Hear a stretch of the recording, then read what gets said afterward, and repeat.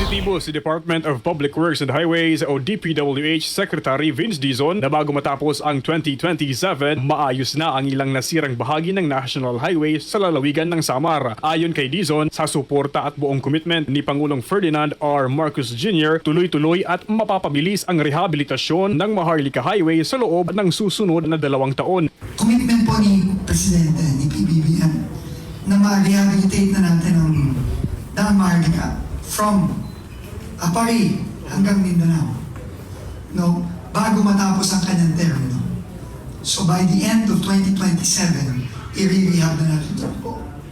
Pinangunahan ni Dizon kasama ang iba pang matataas na opisyal ng DPWH at mga lokal na pinuno ang inspeksyon sa mahigit 200 kilometrong bahagi ng kalsada patungong San Juanico Bridge na nag-uugnay sa Samar at Leyte. Bukod sa mga lubak sa kalsada, binigyang diin din ng opisyal na isa sa mga pangunahing problema sa lalawigan ay ang patuloy na paglala ng kondisyon ng mga steel bridge sa kahabaan ng highway, kabilang ang Gandara Bridge, Calbiga Bridge at San Juanico Bridge. Ang big problem ng Samar and Leyte, no, sa Maharlika is yung mga tulay na bumibigay na.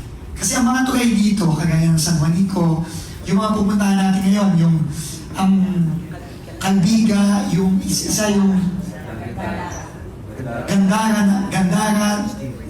na bumagsak na, and then yung isa pa yung Niaga.